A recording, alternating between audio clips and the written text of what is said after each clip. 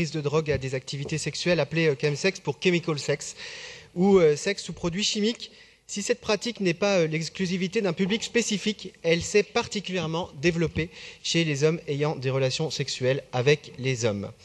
Les données de prévalence sont incertaines, mais les retours des associations de terrain permettent cependant de poser un constat d'existence de sex-parties faisant courir des risques mortels à leurs participantes et participants du fait de la combinaison de plusieurs facteurs: prévention sexuelle inappropriée au contexte, connaissance partielle ou insuffisante des dangers liés à l'usage des drogues et surtout à leur combinaison, forte prévalence au VIH, VHC et autres IST. Par exemple, une personne pratiquant le chemsex a 7 fois plus de risques de contracter le VIH et 9 fois plus de contracter l'hépatite C alors que lors d'un rapport sexuel sans consommation de drogue, d'après l'étude qui a été publiée en mai 2018 par le British HIV Association.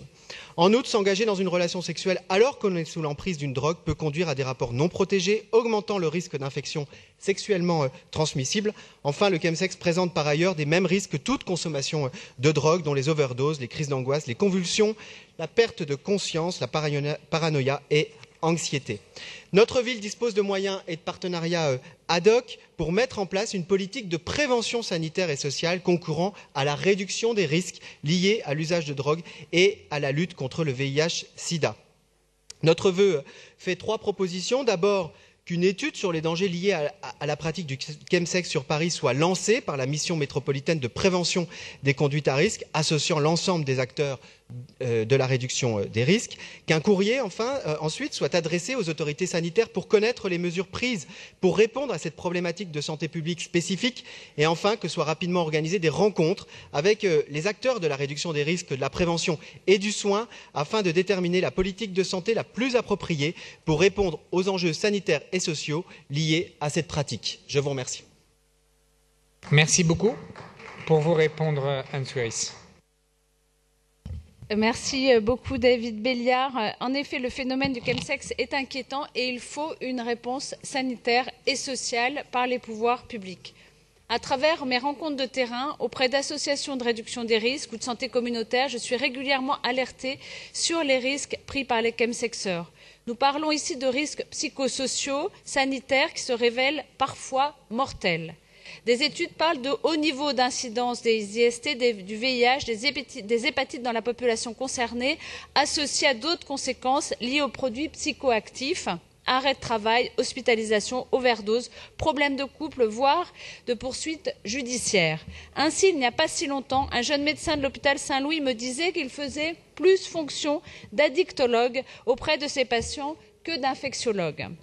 Et que les addictologues eux-mêmes étaient extrêmement démunis face à ce phénomène. Nous faisons donc face à un nouveau mode de consommation de drogue et cela doit interpeller les pouvoirs publics sur une nouvelle politique de réduction des risques à mettre en œuvre. Encore une fois, la France est en retard. Que le plan national de mobilisation contre les addictions 2018-2022 appelle à ce que soient élaborées des stratégies de réponse aux usages problématiques en cours d'extension, notamment la pratique du chemsex, est un premier pas, mais il va falloir accélérer le mouvement si nous voulons faire face et ne pas rester impuissants face à des morts. Ainsi, nous émettons un avis favorable sur l'ensemble du vœu. J'ajouterai en indiquant qu'en amont du Forum européen sur le chemsex le 15 et 16 novembre prochain, la ville de Paris organisera en partenariat avec Vers Paris sans sida le 14 novembre 2019 la journée parisienne du chemsex et que dans le sens du vœu, avec Fait et Clair, nous avons déjà un travail en cours sur cette question pour être immédiatement présents dans les lieux festifs. Merci beaucoup. Merci beaucoup. C'est donc un avis favorable sur le vœu 125 du groupe écologiste de Paris. Qui est pour, qui est contre, qui s'abstient. Il est adopté. Nous examinons les vœux 126, 127 et 128.